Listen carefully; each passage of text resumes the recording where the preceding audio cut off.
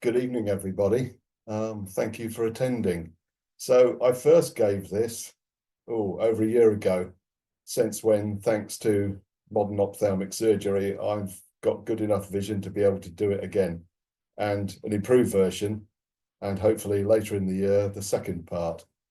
So what I'm like to talk about tonight is the evolution of the Lee Enfield rifle from the Magazine Lee Metford to the L42 and beyond, because people are still doing things with Lee Enfield actions. I've put up my professional medical qualifications, but I retired a couple of weeks ago. So actually now the more important ones are the qualifications below that. Now, I had to ask Paul Quilliam, but October 1998, we formed the Lee Enfield Rifle Association in the Army Rifle Club. And I was on the right of Paul and the clipboard went clockwise. So I'm number 23, because that was how many were in the room.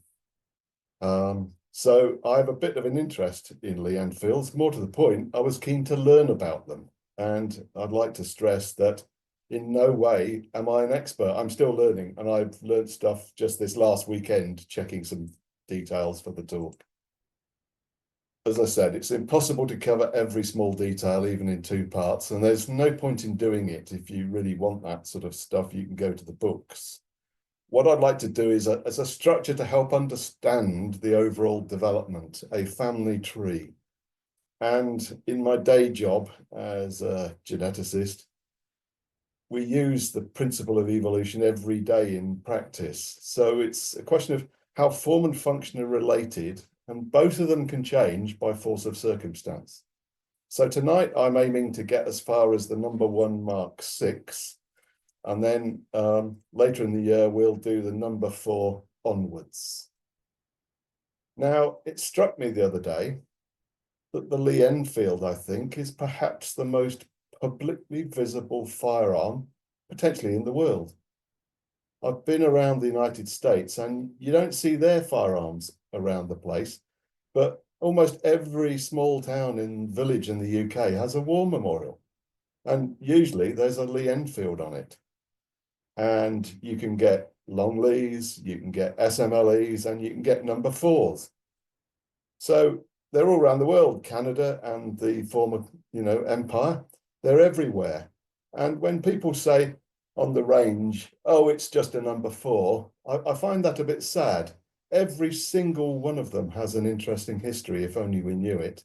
And often you can trace it through the numbers and markings. Well, back at the beginning of World War I, of course, it was in public media where they were poking jokes at the attacking forces on the France boundary. And I think that's a Mark I SMLE there. But in 1917, here on active service somewhere in France, passed by the field censor, this soldier, still with his soft cap in 1917, I find that quite interesting, and his girlfriend, or his wife perhaps, has got a Mark I SMLE and she's handing it to him. So, it's there in our culture. For me, it started as a naval cadet at school, and having attained a proficiency badge, that got me onto the big gunnery course at Whale Island. So I was able to shoot 4.5-inch and 40mm, which made 7.62 and stuff and 303 look like pop guns. And the kind of disease has kind of continued to this day. My first Lee Enfield was the No. 4T Mark I up here. And since when, having got a No. 7 from Mo Parker in Birmingham, I've got 3. Pick the one you like, was her comment. So I did. So I've got quite a collection now, and it's a stimulus for a talk to look through and talk about how did this rifle develop. It was a weapon system that developed in 1888, and it was still being actively used in the British military in the 50s and some into the 60s and 70s. Where to begin? Well, we should define our terms. Evolution, as described by this gentleman, Charles Darwin, here's a picture of him in 1874, basically it says it on his title page. The origin of species, so a defined type of something, by means of natural selection, in other words, picking out what's good from what is less good. And as he said, the preservation of favoured races in the struggle for life. Well, the struggle for existence as a rifle is whether you remain in service. And it's an inevitable result of three factors. It simply happens that you've got a reproductive, a cycling, a continuous process. You don't just make one thing, you keep on making something and then you're willing to change it, or nature changes it. There's variation acquired by changes, mutations, ideas, and then the best of these are kept on and perpetuated. And it's the design best fitted to a given set of conditions. So we might criticize what they did back then, but to them, it was the best fit at the time. And we talk about selection pressure. So the force impacting on variety to select the ones best suited. And here's another postcard by Mr. McGill. And this gentleman here with his soft hat and his Mark I SMLE, I love the life, but oh, the kit. Now he's sweating. And he loves lighter kit. So we'll see how that changes. So in Darwin's book, he shows that he predicted, actually, before all this mechanism was understood biologically, on a fine scale, evolution is not continuous. It might appear to be when averaged out over eons, but actually, at each major change, there's then a little burst of variation, and then the best of the variance is maintained before it changes again. And we'll see this in the development of the Lee Enfield.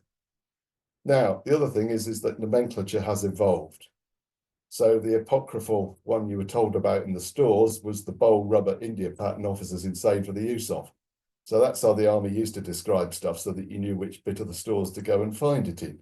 Similarly, rifle, short, Magazine Lee Enfield, Mark III. So you could find one of those from the description. Numbered equipment started in 1926. So the SMLE became the Rifle 303 #1 Mark III. And Arabic numerals replaced Romans at the end of World War II. So Mark VII ammunition became Mark VII. NATO nomenclature introduced early 50s. So the #4 Mark I became the L8A1, etc. And if we're talking the rifle, it's the whole weapon system. So it's not just the rifle, it's the ammunition, the charges, the bayonets, the slings, the tools, etc., etc. So it makes for a very involved area of study. So it all started perhaps from James Paris Lee, having here in his patent described having a bolt, and bolt action rifles of course existed before he described this in 1879, but he'd got a patent here where the magazine with a spring feeds the rounds and the bolt can push those into the chamber. So that was his contribution to the whole process, but it wasn't just Lee. There were others. There was William Metford, who contributed the barrel. There were staff at the Royal Small Arms Factory at Enfield. Edward Rubin contributed to the ammunition from Switzerland, and Carol Krunker even contributed to the magazine and possibly the bolt. Thing is, we get to 1888 and the army hold trials of the various designs on offer. So we see here the ideas coming in, and we've got the 1888 trials. Well, no point in having a rifle without ammunition, so we'll spend a moment on that. And Peter Labbit and Mead, in their seminal work on the 303 cartridge, which incidentally, Peter signed for me at the meeting at the Imperial War Museum in the 90s. Or no, 2001, yeah. So here's the 300 Rubin cartridge of 1886. And there's a semi-rimless and necked Rubin cartridge of Woolwich manufacture. So you can see how they've necked it down because they've worked out how to do that. There's a little brass ring in here holding the bullet in, and the trouble was they would go up the barrel and cause a blockage and a blocked barrel for the next round going up. So what they did was initially for the 1888 troop trials, there was a 303-inch Rubin type cartridge, and the Small Arms Committee commented, the committee confirmed that the question of the future rifle caliber was opened, and they made up rifles in 3 calibers, and they decided on the 303 and had no hesitation in recommending it. So here we have an original Troop Trials Rubin round, according to Lavitt's book. And I found this in Toon in 1997. Has no head stamp, and it was together with a load of other materials from an ammunition inspector in the ammunition factory in Toon. And here's a picture of that little factory in 1895. And there's a semi-rimless and necked Rubin cartridge from the previous page. And here's a Swiss GP90 from 1891 come out of this packet. And you'll see that they're all very similar. The Swiss bullet has a cupronickel tip, but this is bare lead with paper vaselined and wrapped round it, because they were still trying to understand how did jacketed bullets exactly work. So we get on from the trials to the rifle Magazine Lee Metford Mark I. And to start with, it wasn't called that. It was called the Magazine Rifle Mark I. In parallel, there was the carbine MLM, but as we'll see, that was not simply a shortened rifle. It was a significantly different design. So it is not, as it were, descended from the rifle. They both originated at the same time in a sort of parallel fashion. So I've just depicted that here. We've got the MLM Mark I, and then with some modifications, it became Mark II, and then Mark II Star. But the carbine is a separate entity on the side. Back to the ammunition, because that's still being developed at this early stage. There's the Mark I and then the Mark II very shortly afterwards, which were loaded with black powder. And the black powder was in a compressed pencil in a stick form with a hole up the middle so that the flash would ignite it on a large surface area. And there's this infamous bit of strawboard in there. And if you read the textbook of small arms, you understand why. The cases to start with were not necked. They were just slightly tapered. The pencil was put in, the strawboard was put on top of it, and then it was lacquered in. And that meant you could store it without the black powder getting damp, and you could move it around the factory, and then you put the bullet in the top, and then you necked it in a die to hold the bullet. That's how that worked. So that's why there's this infamous bit of strawboard stuck in there. The next, or in fact, the next sort of major change, the first really sort of significant step in the evolution of Lee Enfields was the change from Metford to Enfield rifling, consequent upon the change in the propellant of the ammunition. So Metford rifling has a sinusoidal form where there are no corners in which dirt can lurk, fouling can lurk, whereas you want roughly straight-edged rifling to hold a jacketed bullet being fired by smokeless propellant. And the rifling is 1 in 10 left-hand because the army had to shoot all over the world. And the Coriolis effect is minimized all over the world by having a left hand, not a right hand twist. It's not a lot, but it's there. And they thought it important to allow for it as much as they can. The lead here is 0.8 inches with the Metford, but it's only 0.4 here. So it's a short lead. And we'll come back to that because that's another important bit of changes in the barrels. So we get to the Magazine Lee Enfield rifle of 1895. And if it was ever got as far as being numbered in the 1926, it would have been called rifle number 0, I suspect, but of course they might have regarded that as a bit strange. So we get to the Magazine Lee Enfield after this change, fundamental change in the rifling. And if we look now at the intricacies of the design just in the receiver, you can see for a start that down here at the bottom with the carbine, it's got a smaller magazine of different shape and form compared to the rifle.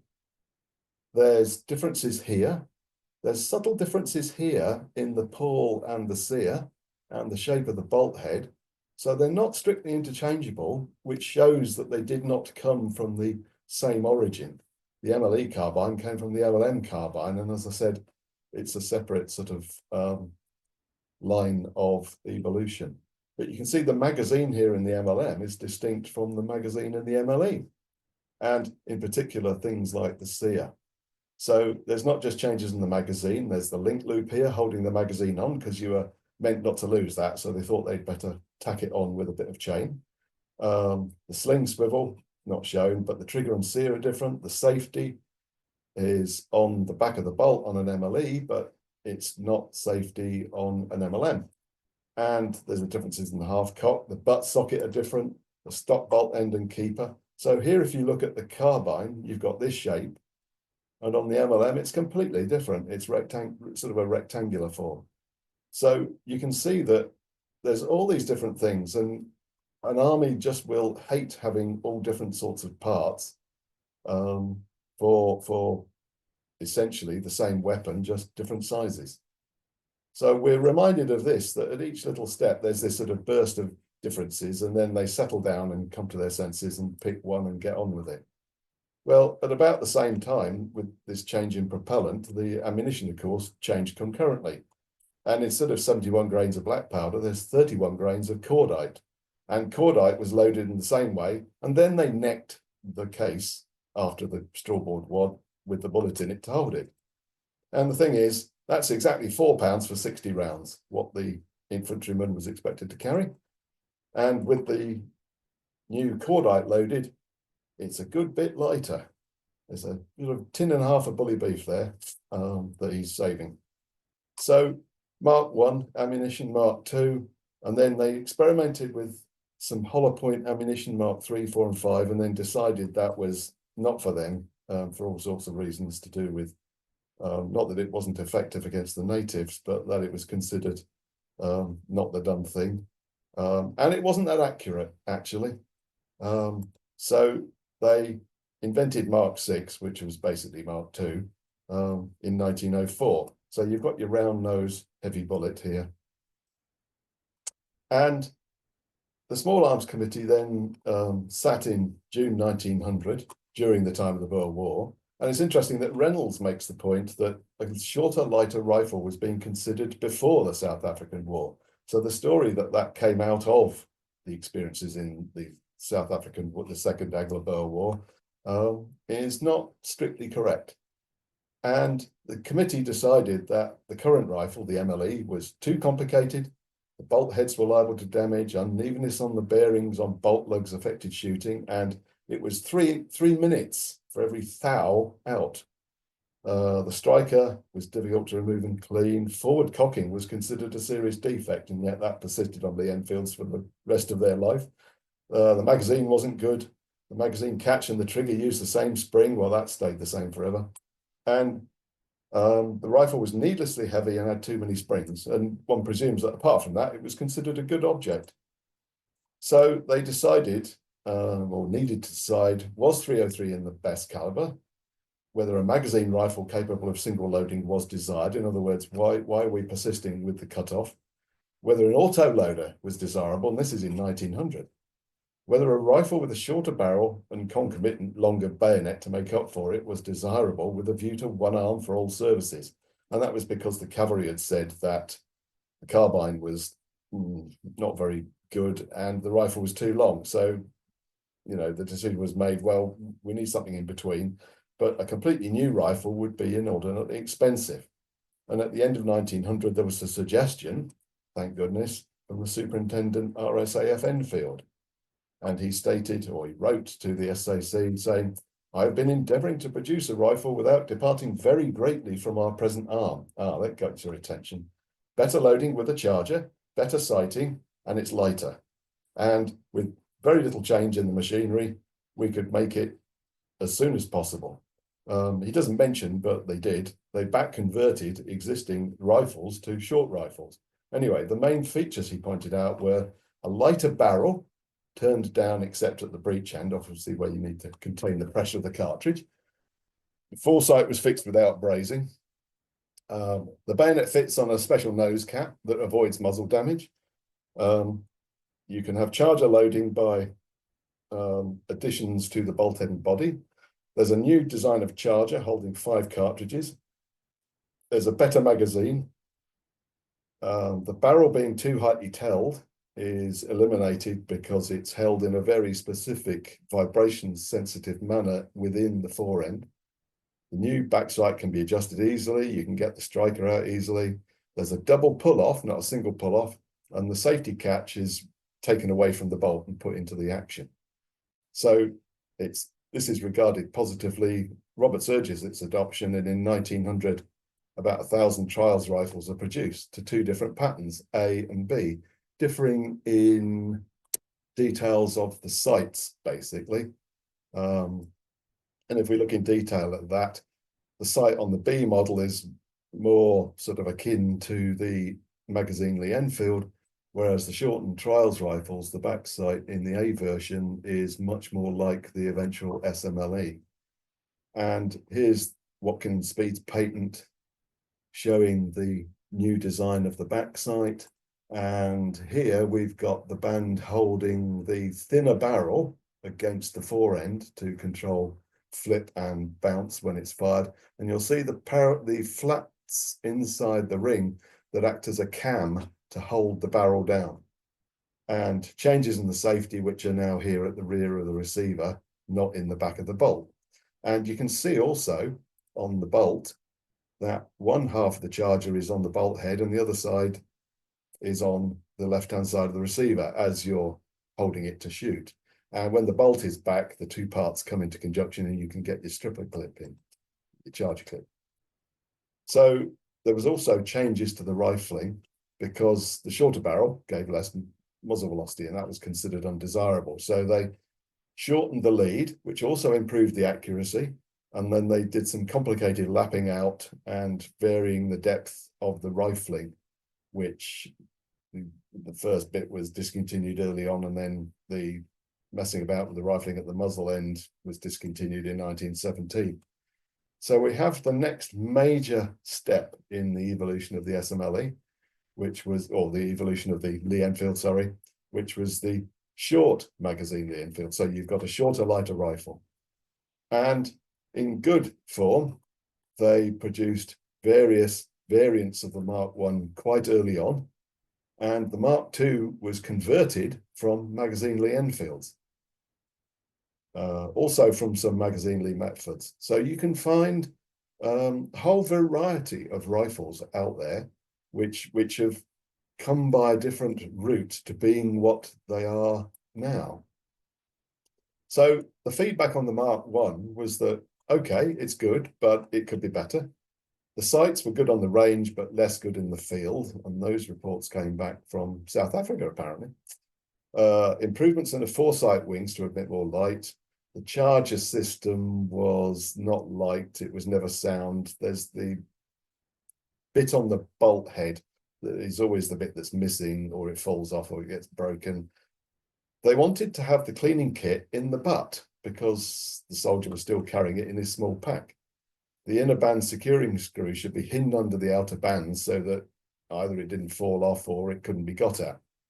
And the striker keeper screws were breaking off. So here we see the Mark I, and you can see the nose cap ears curling round here, whereas in the Mark III, they stick straight up and it lets more light in. The sights on the Mark I compared to the Mark III has been simplified and they've got rid of the problematic with sighties ivory inserts. And there's the sights from the side as well. They're simplified further, as we'll see in the Mark III Star, for reasons of wartime economy. So I've tried to simulate here what sort of sight picture you get. So the front barleycorn is tapered, and that's okay on the range, but against an indistinct target, you have much less light either side of the foresight. Whereas if you've got a U-shaped rear sight, you get a better acquisition against a target in the field. Charger loading in some more detail here. So here's a clip, a charger. And you see here the sliding part on the bolt head, which corresponds with the part at the rear of the Mark I action. And it's replaced on the Mark III by a charger bridge that comes all the way over the action and is riveted on the other side, which also has the effect of stiffening up the action, and the bolt head is made simpler, and that's what we get in the Mark III. And here's the memorial near me. It's actually Whitchurch in northern Cardiff, and the casting, the bronze, is that good that you can work out that this is a Mark I. You've got the bolt head, you've got the piece on the receiver, and you've got the cutoff. So even then, corresponds with his soft cap from 1914-15. Chargers themselves, they started off with the Mark I. They rapidly became Mark II with a split here and an extra dimples and ridges on top of the clip. And then they did away with the side dimple. So that was the Mark II second pattern. So there's a whole field of interest in chargers and manufacturers. How do you get your cleaning kit in the butt? Well, you replace the steel butt cap with a gunmetal one, and you've got your little bit to fit your pull through and your oil bottle. On the Mark III, there's 2 screws that hold the rear sling swivel in place, and there was only one on the Magazine Lee Enfield, and that was a point of weakness. So the Mark III of 1907, it's 10 ounces lighter than the long rifle. It's got modified rifling to maintain the muzzle velocity. The charger guide is on the bolt head. It's changed to a charger bridge. And they also back converted MLEs to charger loading Lee Enfields by doing the same thing, if those were rifles that had not already been shortened. The inner band, that piece around the barrel holding it down, was moved close to the breech by 1 inch. The sights were changed, and the 5-inch longer bayonet was 5 inches heavier, but you've already saved 10 ounces here, so that's okay. And they made Mark IV converted SMLEs from MLEs and MLMs. So, you know, they wouldn't let things just sit there being wasted. So if we look at this, we've got this third major step, which is charger loading, which is this red line here. And so the poor infantryman. So what exactly was his burden? So I thought, well, I'll top this up and try and measure it. So the length of an MLE with a bayonet is 61¼ inches. And with the bayonet, we're talking 10 pounds, 3.5 ounces. And 60 rounds of Mark VI is 4 pounds. So you're talking 14 pounds, 3.5 ounces. But if we're talking the SMLE Mark III, he's a pound lighter. So, you know, he should be thanking the authorities for that. So the cartridge undergoes yet another change now, another major step, although this is a change in the cartridge as much as the rifle. And we get to the Mark VII ammunition. And it's got a lighter bullet, which is pointed. It has a tip filler, which puts the center of gravity back, but you maintain the length of the bullet, so it flies better at long distance.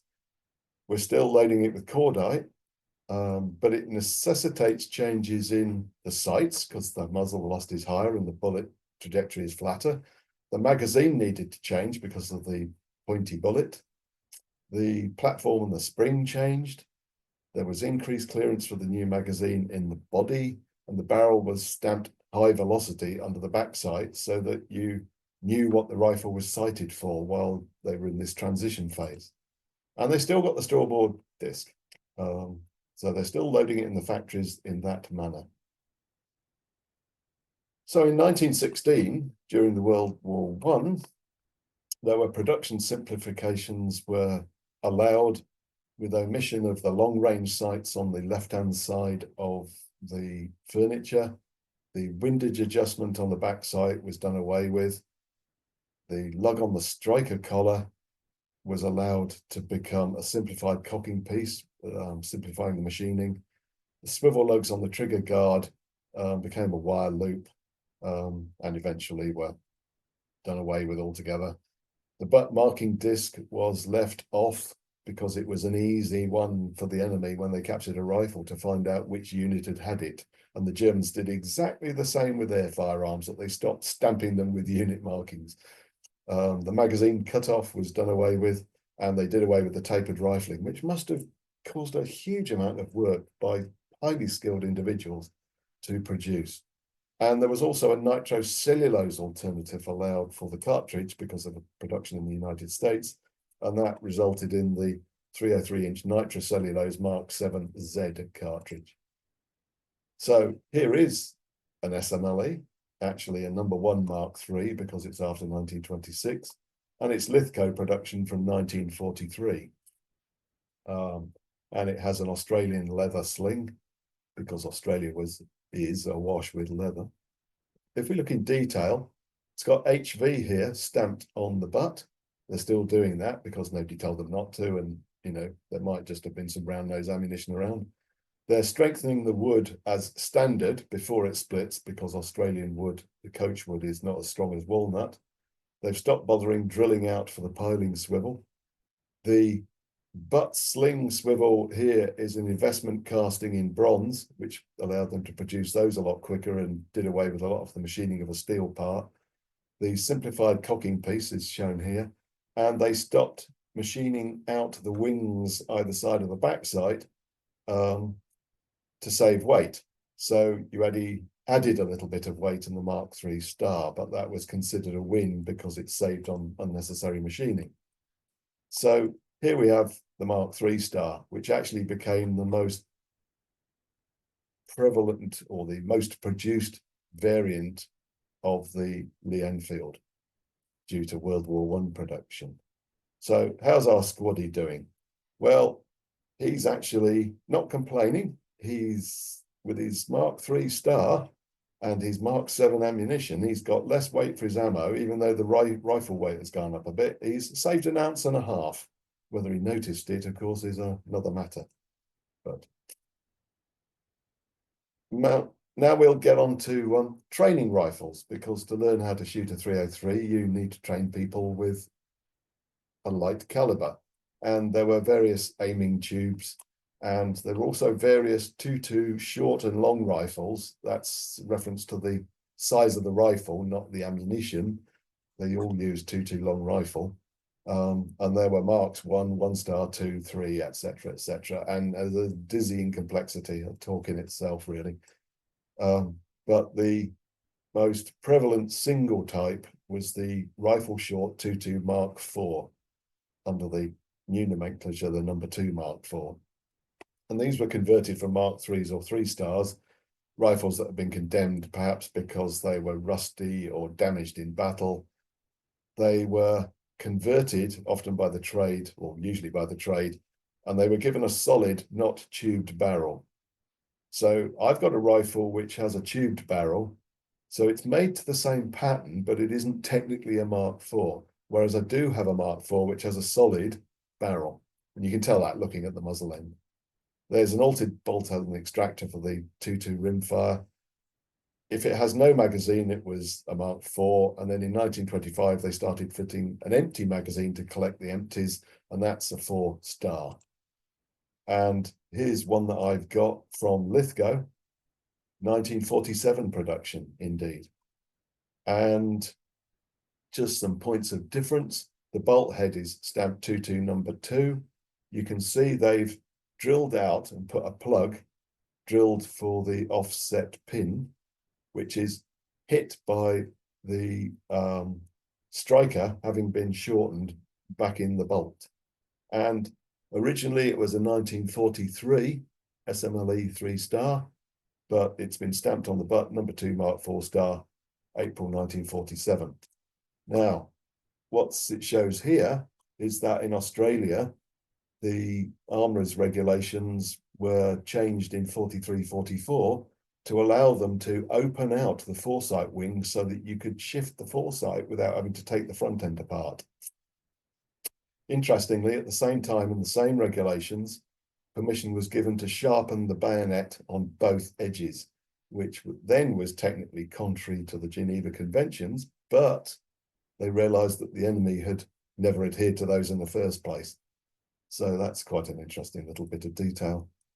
Now, there's this fascinating bit of machinery, the Hiscock Parker magazine, which was designed and produced in World War I to save on ammunition and give troops an idea about magazine loading. the cost and the complexity must have been, I mean, how much 303 ammunition could you get for all the complex castings and mechanisms in here? It's a wonderful bit of kit. When I cleaned it, it works a treat, but just as with the troops, they didn't bother cleaning it, and so it gave up working after a while. But you put your cartridges in here as you turn this and pull it down, and you can load it, and then this rod at the back pushes around through here into the breech as the bolt pushes this down into the magazine. Now, it just compares with the bolt head here on the Mark IV Star, standard one. If we look here, there's a bevel on the bottom of the bolt, and that bevel is necessary to come up over the ramp in the middle. So it's a fascinating bit of machinery. And it wasn't until I looked at my close-ups that I realized that the spring on the extractor claw is stamped too. So did they have different springs? I don't know. You'd have thought it would just be the standard one, but maybe not. There's the bevel. Anyway, having the bolt head having pushed the round in, it then comes along and pushes that and depresses the platform into the magazine, and then the cartridge is chambered. So in terms of training rifles, we've got our 22 number 2 Mark IV down here, in line with the various forms of 22 short and long rifles that had been its predecessor. Now, in 1922, after World War I, the Small Arms Committee decided on its future requirements. They wanted a light machine gun to replace the Lewis, which of course led to the development of the Bren gun. They'd already been playing around with aperture rear sights, it seems, before the First World War, with trials on the Mark III. So if anyone has any more information on that, I'd be very interested. They wanted rustless metal in firearms, and I wonder if that was as much a function of the damp as chlorine gas, which would rust absolutely every single piece of steel on a battlefield to which it was exposed. Improved bolt action. They wanted retention of a cutoff. That's interesting. Now they want to retain it, now that they're into post-war economies. They wanted provision for rifle grenades, so they didn't have to use condemned emergency rifles that had been otherwise abused. And they wanted a shorter and therefore lighter bayonet. And this led to the development of the SMLE Mark V. Now, this was a large-scale trials rifle. It was never issued in British service. So it's not technically a service pattern, but it's as near as you get to it, I suppose. There's an aperture rear sight at the rear of the body, and it's reminiscent of what was later fitted to number 4s, but it's a bit fragile. So you can expect that there would be changes to that, but it's a first go at it. And, you know, all these things take a period of design and evolution, of course. The dial sights have been omitted because I doubt anybody had been using those for years. The additional outer band to the rear of the nose cap strengthened it so that if you were using the bayonet, it wasn't going to damage the forend so much. There was a large head nose cap screw, and there was a Y-shaped safety catch, reminiscent of the later Canadian form on the number 4. Easier to get your hands on if they're cold and wet. So we get here then from the SMLE Mark III to the Mark V in the evolutionary scheme of things, the family tree. There was rapidly the realization, just as there had been in earlier development of the rifle, that to convert existing rifles to Mark V was not economical. And there were also reports from the NRA at Bisley about how well these rifles shot. And the subcommittee considered this, and the recommendations were that it needed to go back to having a heavier barrel, like on the original Magazine Lee Enfield, and it needed a lighter nose cap. And this led in 1923 to the first lot of No. 1 Mk VI trials rifles. And there were a number of versions of these. There was the referred to as the A form in 1924, and then 5 years later there was the B form. But basically, these had a heavy barrel, which was essentially a long Lee Enfield barrel cut down to 25 inches, and it had a flat crown. That's interesting, as opposed to a rounded one. I imagine that's a manufacturing economy. There were L-shaped lugs for grenade discharger and bayonet. And that meant that you could only fit the bayonet one way round. You couldn't fit the bayonet upwards so that you couldn't see the sights. There were plain lugs behind it, done in the same machining operation, if you look carefully, for the foresight to fit on. So it's an easy job. There was no heavy nose cap. There was a much lighter one. In fact, there's hardly any nose cap at all. It's just metal caps stuck on the end of the wood. There's a P14-like foresight protector. So they brought in a piece of design from another make of rifle.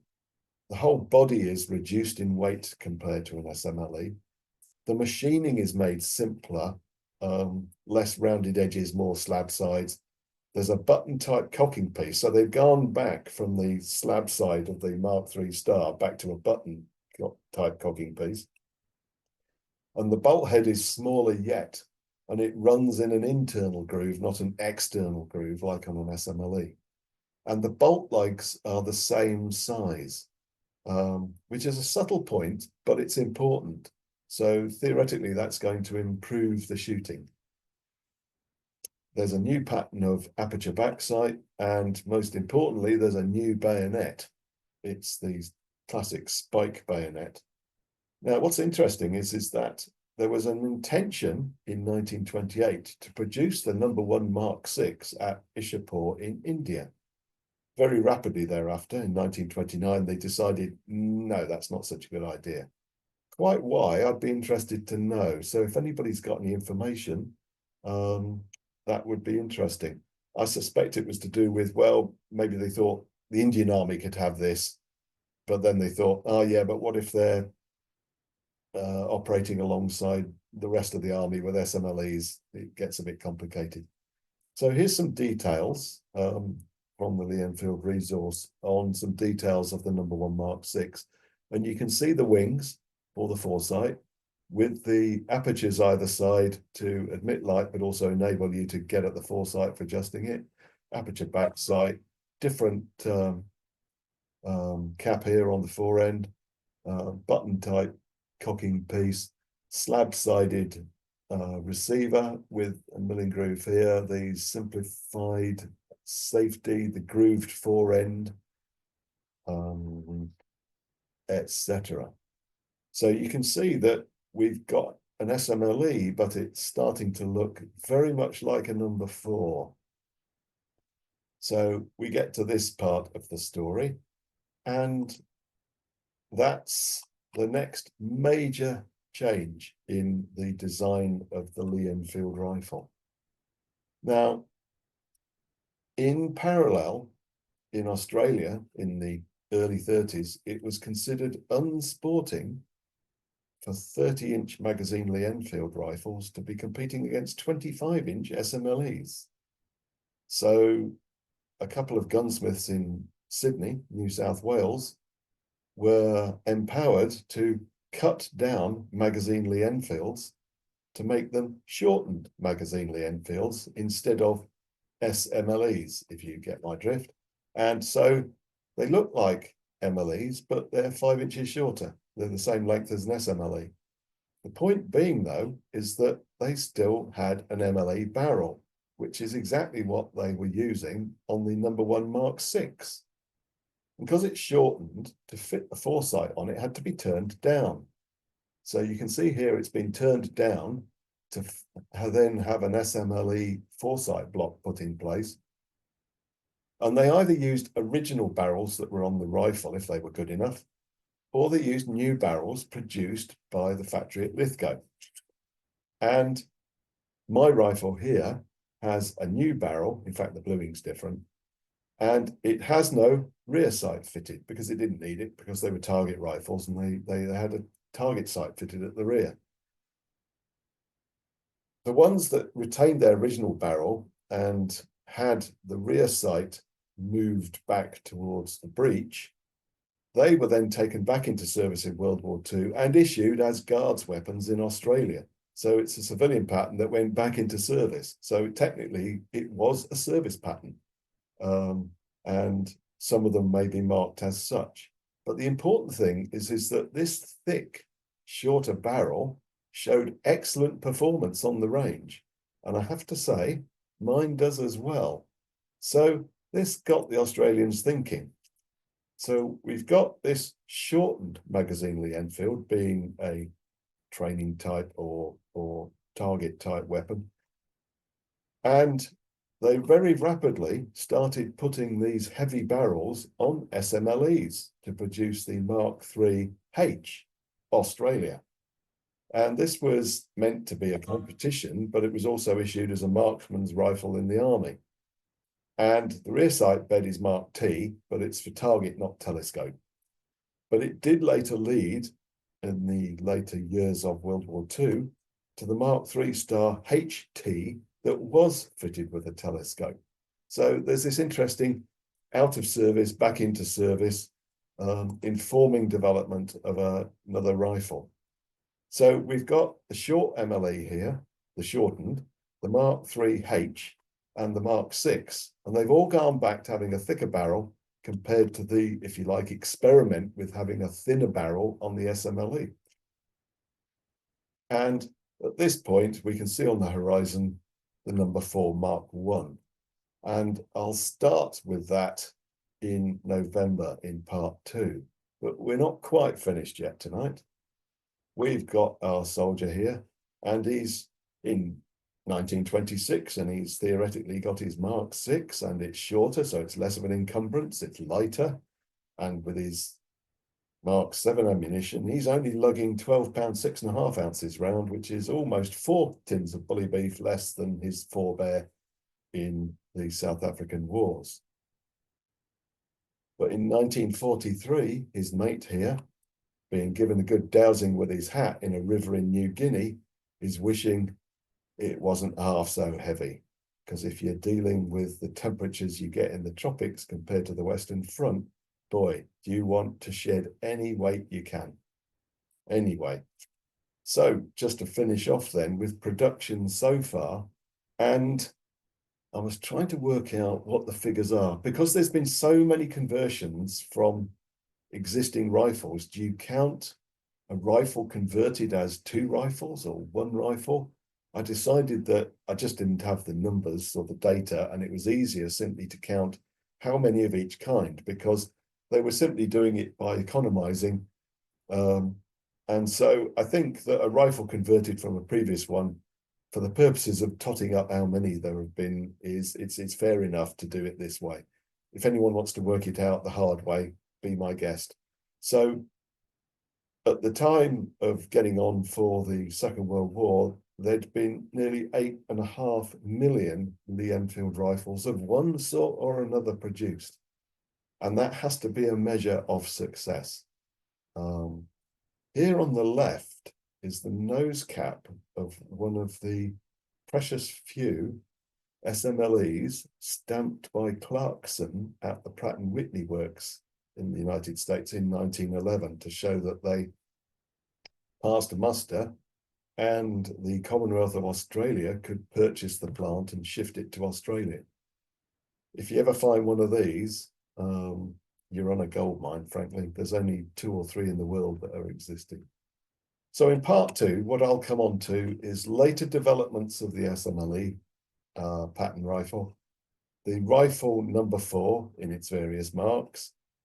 We'll get into more shortened, lighter rifles derived either from the number 4 or the number 1, the later 2.2 training rifles. I'll try and cover ancillary equipment, and then there's the introduction of the 7.62 NATO cartridge, which was another major step in change in the development of the Lee Enfield. And I've been endeavoring to carry out results of 303 accuracy testing using different ammunitions shot in the same rifles. And the results are Well, I won't say any more on that, but watch this space because it is to an extent counterintuitive. Here's some of the books that I found very useful in developing this. I won't acknowledge all the various people who've helped me so far. I'll do that in part 2. But there have been many, and my grateful thanks to those of you who made comments after this talk that I gave for the first time, which has produced some very stimulating and interesting and previously unresearched evidence on the development of the Lee Enfield. And finally, if you can get hold of a copy, there's this fascinating story on the Enfield inch and the Lithgow 303. And it's to do in large part a combination of manufacturing tolerances, measuring tolerances, defining exactly what is meant by an inch. And an inch is not 1/12 of a foot, it's 1/36 of a yard. But then there were various yards doing the rounds at the time of the Lee Enfield rifle. So actually now, according to the most accurate measurement that we can, it's tonight's bombshell, I'm afraid, because it's not 303. We're talking a 30288 actually, but that's not going to make the slightest bit of difference to what you're shooting. But if you're into metrology, it's a fascinating sort of little aspect of the study that the science of measuring things developed at the same time as making things, of course. Mr. Whitworth being the classic example of designing his threads. So I'll finish there tonight.